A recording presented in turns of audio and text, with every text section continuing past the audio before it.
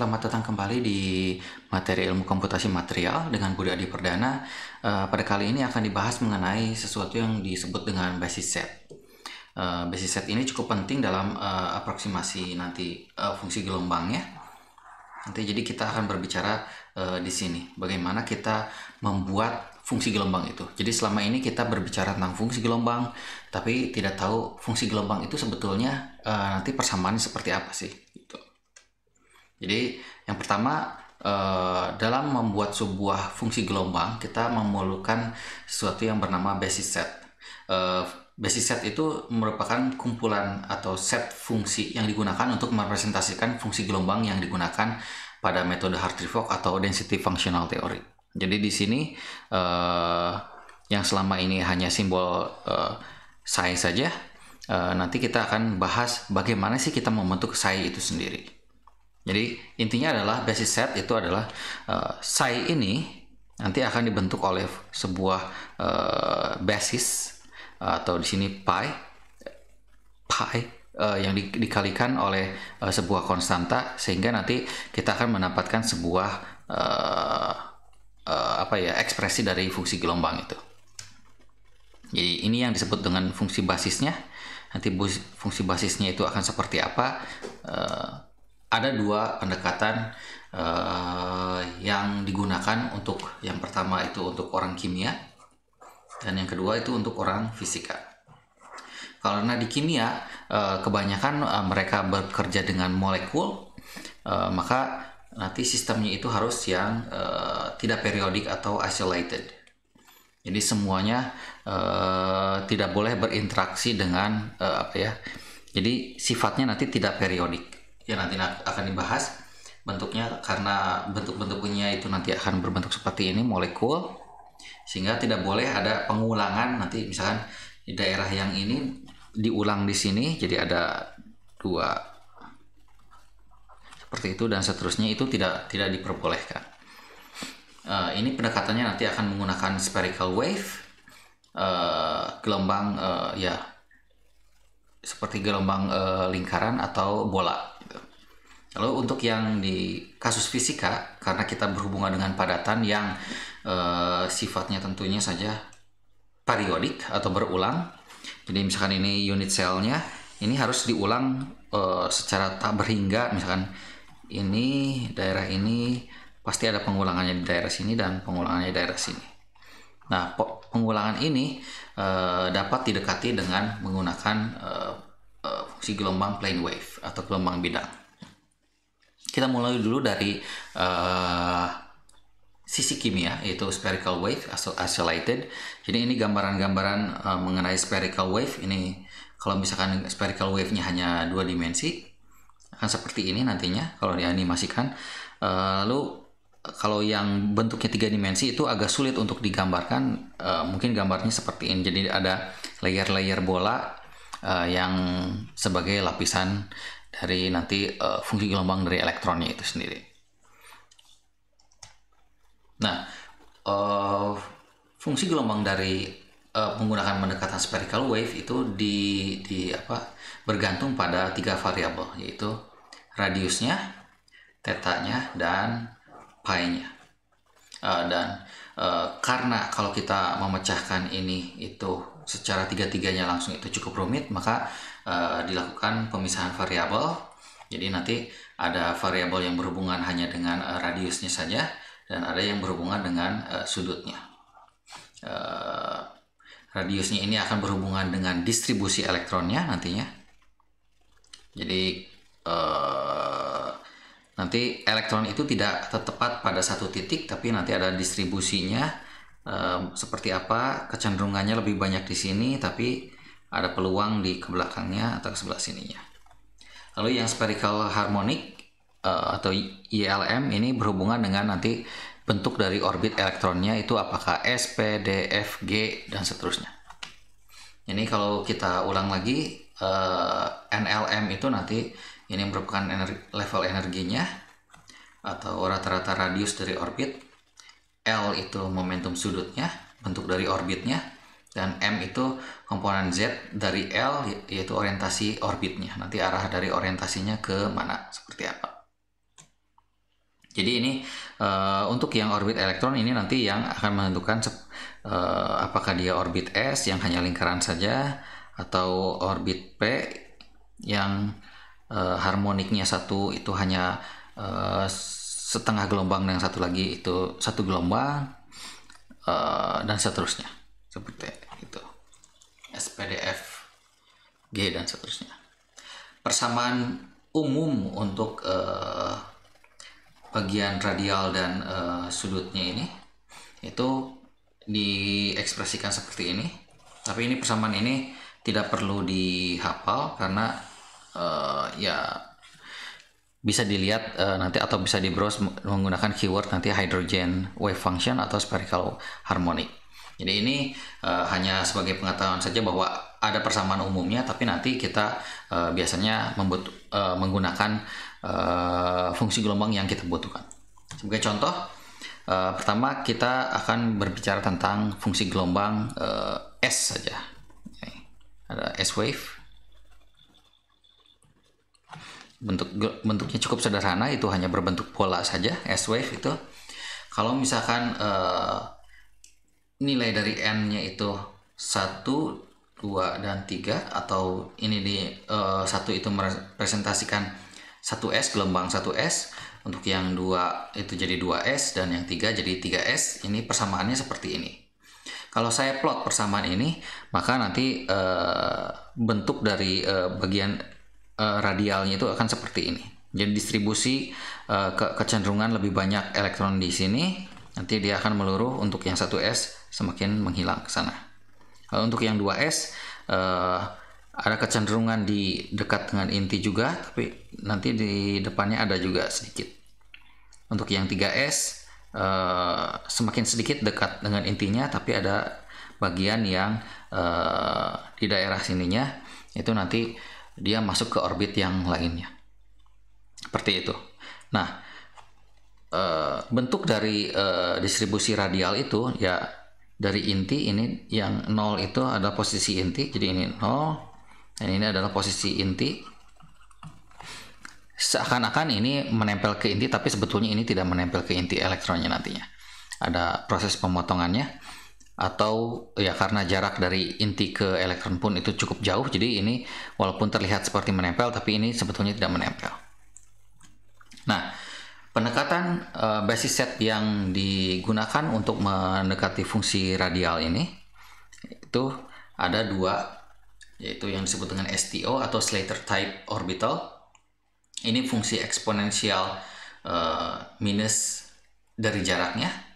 Ini R0 ini hanya untuk menggeser saja, nanti kalau misalkan posisinya di 0 nanti maka R0-nya 0. Kalau misalkan posisinya di koordinat atom tertentu nanti digesernya di daerah ini.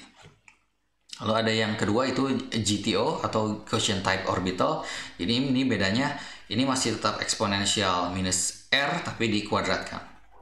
Jadi nanti bentuknya itu akan lebih halus. Di sininya di atas itu akan lebih halus, dan di sininya pun akan lebih halus. Seperti itu. Nah, yang kita inginkan adalah menggunakan STO ini atau GTO ini untuk mereplika distribusi dari elektron atau fungsi radial dari elektron ini. Nah, Slater type orbital kelebihannya adalah kalau kita kembali lagi ke sini, dia cukup mendekati dengan fungsi radial dari orbit dari elektronnya. Jadi secara langsung kalau kita menggunakan Slater ke sini, itu nanti akan lebih mudah untuk melakukan proses fitting kecocokan dari fungsi gelombangnya. Tapi tidak selamanya STO ini yang terbaik. Memang secara hasil yang terfit itu cukup baik, tapi sebetulnya untuk mendapatkan ini cukup rumit. Karena misalkan kalau kita menggunakan orbit-orbit yang lain itu dia butuh kehalusan pada sisi-sisi yang lain. Sehingga biasanya kebanyakan di orang-orang kimia itu dia menggunakan GTO atau Gaussian type of orbital. Kehalusan ini menjadi sesuatu yang akan mempermudah ketika kita orbitnya akan semakin banyak, gitu. Jadi kalau ini STO itu sebetulnya bisa direplika menggunakan salah satu contohnya ini 3 buah Gaussian type orbital. Jadi nanti STO itu bisa direplika bentuknya. Ini contohnya kalau misalkan Gaussiannya ini dari 1 sampai ke n, misalkan kalau 3 buah Gaussian berarti ininya sama dengan 3. Nanti eksponensial fungsi dari Gaussian ini itu akan dikalikan sebuah konstanta sehingga akhirnya nanti secara total itu akan semakin mendekati dari fungsi STO ini. Nah, semakin banyak jumlah n-nya itu nanti akan semakin menentukan akurasinya tentu saja. Jadi semakin bagus, tapi masalahnya adalah waktu dan ini saya kurang, yaitu memorinya.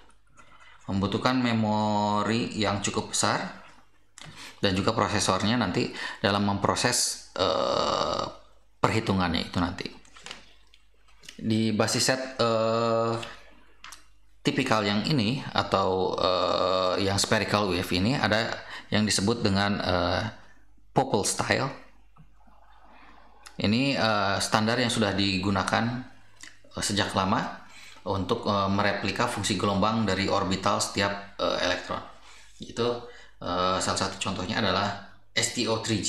Maksudnya adalah STO3G adalah saya ingin mereplika fungsi gelombang STO dengan menggunakan 3 buah Gaussian GTO atau Gaussian type orbital. Jadi nanti didekati oleh 3 buah Gaussian type orbital dan ini sebagai minimal basis set.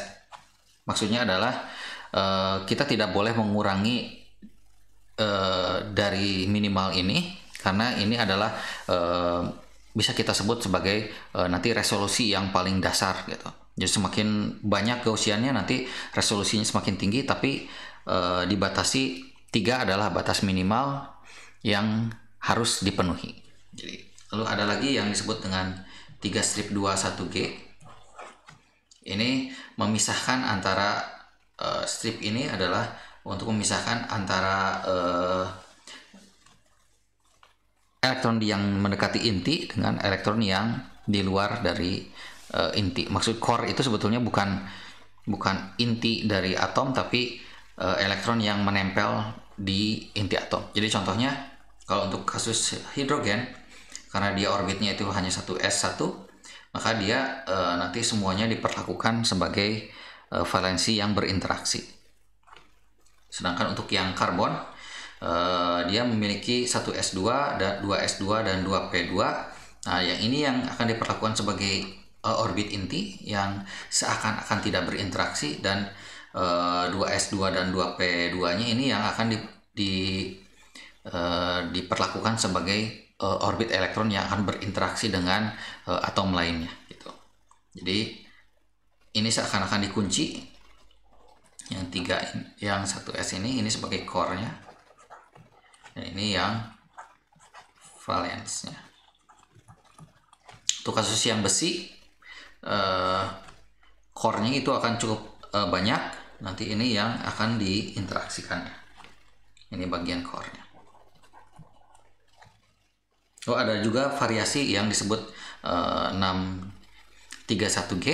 Ini ya bedanya di sini. Oh, saya lupa. Ini 21. Kenapa 21 sekarang?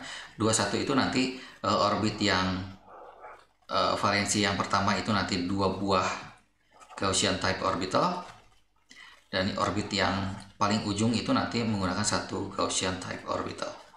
Ini juga sama.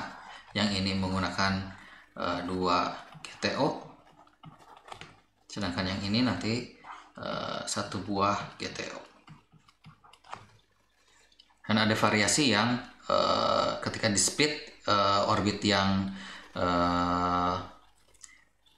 valensi yang pertama itu nanti menggunakan 3 buah GTO, Gaussian type orbital, dan yang ujungnya hanya 1 tetap sama.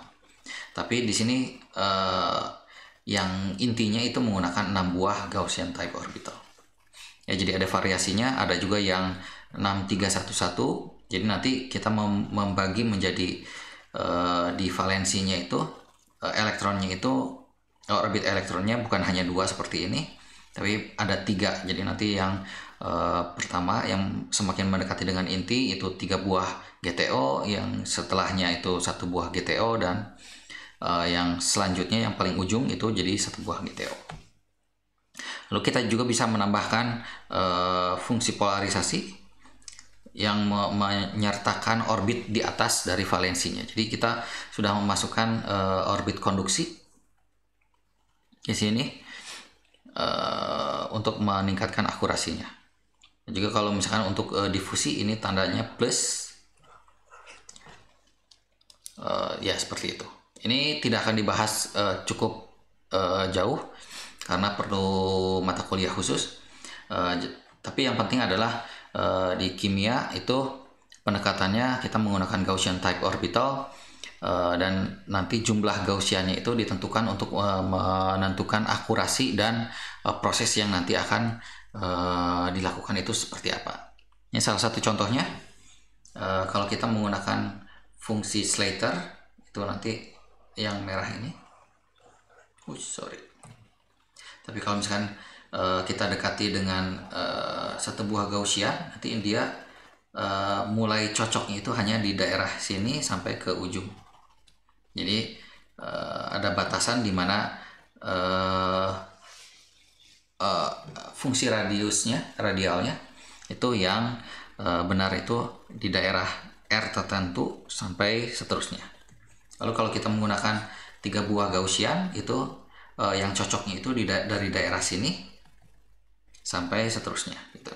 Jadi ini kelebihannya kalau misalkan kita menggunakan jumlah Gaussian yang semakin banyak, maka nanti dia akan semakin mendekati Slater gitu, atau fungsi radial yang sebenarnya. Kalau kita ingin mereplika fungsi gelombang dari atom, kita hanya perlu mengalihkan masing-masing fungsi orbitalnya. Misalkan dari 1s, 2s, 2p, 3s, dan seterusnya. Ini tentunya mengikuti prinsip Aufbau untuk melihat energi levelnya atau berdasarkan dari orbit dengan energi terendah sampai ke tinggi gitu. Jadi tidak serta-merta 1s, 2s, 2p, 3s, 3p, 3d, tapi ada arah atau aturan tertentu yang ini sudah dibahas mungkin di kimia dari mulai SMA sampai kuliah pun ada. Ya. Nah, sekarang yang jadi pertanyaan adalah bagaimana kalau kita ingin membuat fungsi gelombang dari molekul? Pendekatannya yang dilakukan adalah dengan yang disebut dengan Linear Combination of Atomic Orbital atau LCAO. Ini adalah ketika kita sudah memiliki fungsi gelombang dari atom, itu nanti masing-masing dari orbitalnya itu kita jumlahkan untuk mendapatkan fungsi gelombang dari molekul. Contohnya, misalkan saya punya 2 buah atom hidrogen di sini, hidrogen 1 dan hidrogen 2. Ini nanti fungsi gelombang dari molekulnya bisa terjadi apa yang disebut dengan sigma dan sigma star. Sigma star itu ketika spin dari H1 dan H2 itu berbeda, maka dia akan fungsi gelombangnya akan saling menyatu seperti ini, atau disebut dengan bonding, berikatan. Sedangkan kalau misalkan spinnya itu dua-duanya up atau down, itu nanti ada yang disebut dengan sigma star atau anti bonding disebutnya. Jadi gambarannya itu kalau misalkan dari fungsi sinusoid sederhana, sigma itu adalah yang seperti ini. Jadi ketika ada 2 buah fungsi gelombang dengan beda fasa, ketika jumlahkan dia akan menyebabkan dia saling mengikat gitu. Tapi ketika dia memiliki fasa yang sama, maka nanti bagian yang positif akan semakin meningkat positifnya, dan bagian yang negatif akan semakin meningkat, sehingga nanti gambarannya akan seperti ini. Jadi misalkan ini bagian yang negatifnya, ini bagian yang positifnya, itu seperti itu. Dan untuk kasus sigma ini kita sebut dengan bonding atau berikatan, sedangkan untuk yang orbitnya itu beda fasa, itu disebut anti bonding. Oh sorry, ini ya saya salah. Ini yang in phase dan ini out of phase. Jadi ini yang sigma star, ini yang sigma. Lalu contoh lain, kalau misalkan kita punya dua buah atom fluoride di orbital 2p-nya itu nanti kalau saling berinteraksi itu nanti dia akan orbitnya akan bergabung seperti ini atau disebut dengan bonding. Akhirnya atom itu akan berikatan. Ini contohnya lagi untuk HCl, karena H hanya punya orbit S, yang Cl itu nanti di 3p-nya, ketika spinnya berbeda arah nanti dia akan saling berikatan menjadi ini HCl. Sedangkan yang ini F2 seperti itu. Nah, jadi yang pertama, fungsi gelombang molekul itu kita bisa dekati dengan linear combination of atomic orbital, di mana setiap orbit-orbit atomnya itu ya dijumlahkan untuk mendapatkan fungsi gelombang dari molekul. Lalu dari setiap atom ini juga itu di linear combination of basis function. Jadi basis function ini yang akan membuat orbit-orbit dari elektron itu terbentuk. Dan pendekatannya tadi ada yang STO, GTO, ada STO 3G dan seterusnya, seperti itu. Nah, yang menjadi pertanyaan, karena untuk fisika itu berhubungan dengan sesuatu yang periodik, nanti itu pendekatannya akan berbeda, yaitu dengan gelombang bidang, dan ini akan dibahas di pertemuan selanjutnya. Terima kasih, kita ketemu lagi di video selanjutnya ya, dan terima kasih.